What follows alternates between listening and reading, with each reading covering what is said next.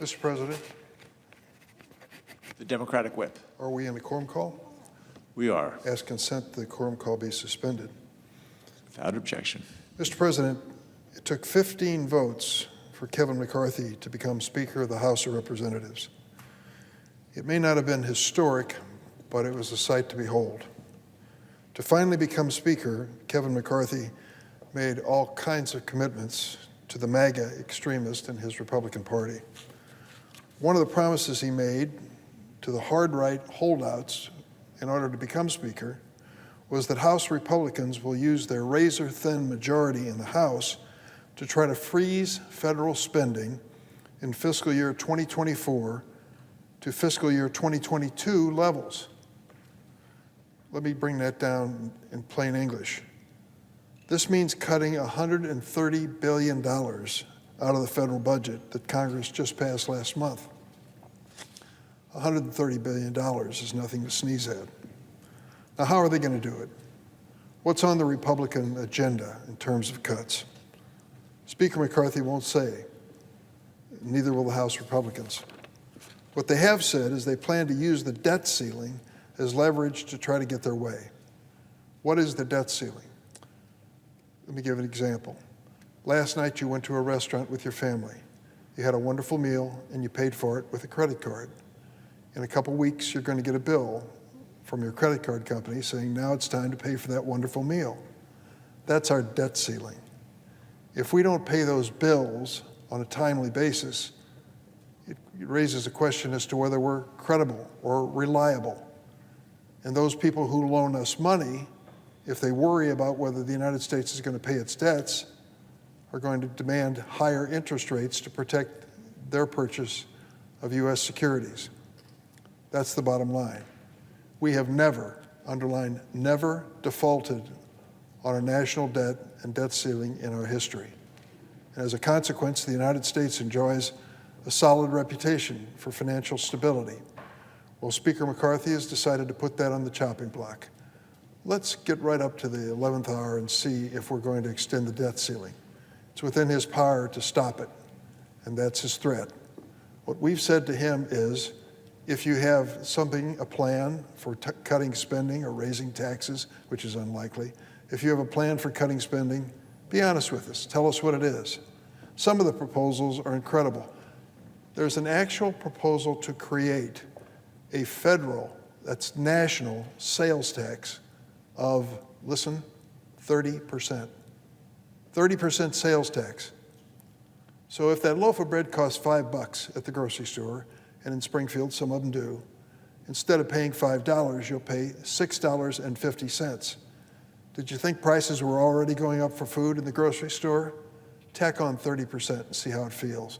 And the problem with this is not just the notion of a national sales tax of 30%. The problem is who will pay it. You think the richest people in the world give a toot about grocery bills? They don't. But folks that are struggling paycheck to paycheck, trying to feed hungry kids do. They can tell you week to week what's going on in the grocery store, and it's not very encouraging. So one of the Republican plans for reducing federal spending is creating a national sales tax of 30%. I'm not making this up.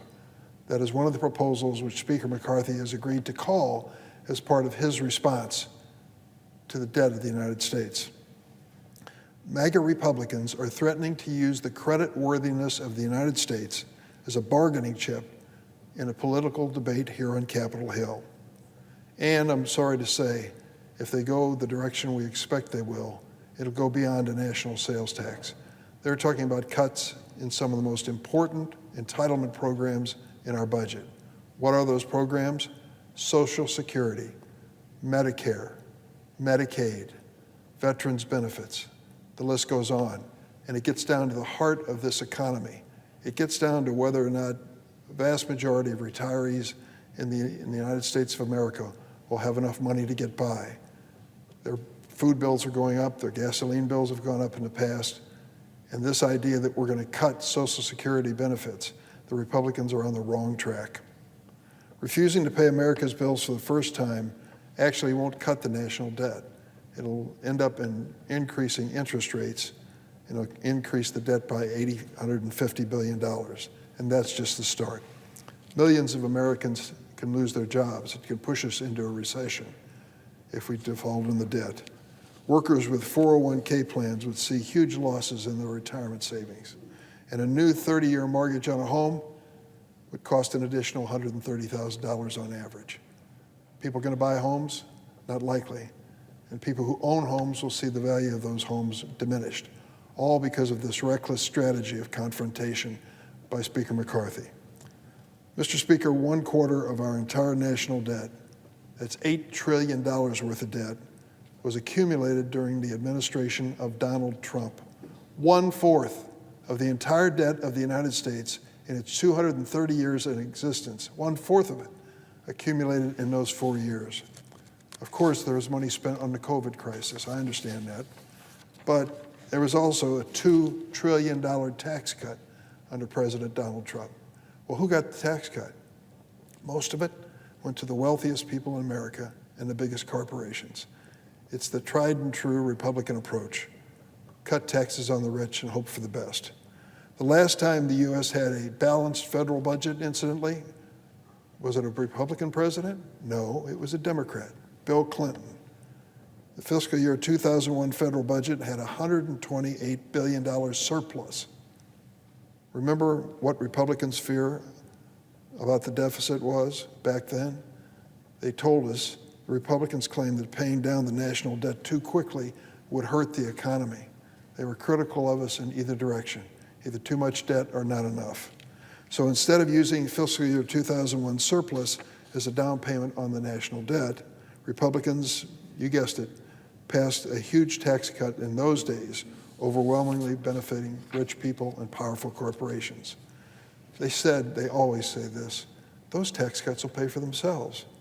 The same bogus claim they make about all their big tax cuts for the wealthy. Instead, 7 years later, the last budget George W. Bush sent to Congress contained a $1.4 trillion deficit. Same thing happened when Ronald Reagan was president. Republicans passed huge tax cuts to the wealthy and promised that they would pay for themselves. If we can just get the rich a little richer, then working families will be better off. Instead, they produced the biggest budget deficits America had ever seen. So do they have a credibility gap on that side of the aisle when it comes to deficits? They sure do. Let Rich Lowry, the editor-in-chief of National Review, once the Bible of American conservatives, comment on what the MAGA strategy means. In an op-ed last week, he wrote, "It's very strange not to seriously pursue a deeply held goal when you have unified control of Washington, then to insist on trying to achieve much of it in one fell swoop when you barely have control of one chamber of Congress. But here we are. This is the Republican pattern." In the last fiscal year under President Biden and a Democratic majority, we actually reduced the deficit by $1.4 trillion, the largest one-year drop in American history, under President Biden. Democrats passed the Inflation Reduction Act to reduce the cost of health care, prescription drugs, and energy for American families, and to strengthen our nation's energy independence with safe, new energy solutions. The Inflation Reduction Act also cuts the deficit by more than $300 billion. We're not ignoring the problem. We're trying to address it seriously. The smart way to reduce the deficit, cut where you can, invest where you must, and make sure it's fair for middle class and lower income families, not a boondoggle for the super rich in America. President Biden kept his promise to not raise taxes on anyone making over $400,000. Democrats added a 15% minimum tax for wealthy corporations. It just was hard to take that these wealthy corporations and profitable corporations were paying nothing in taxes. That's right, nothing, leaving the middle class to pick up the tab in America.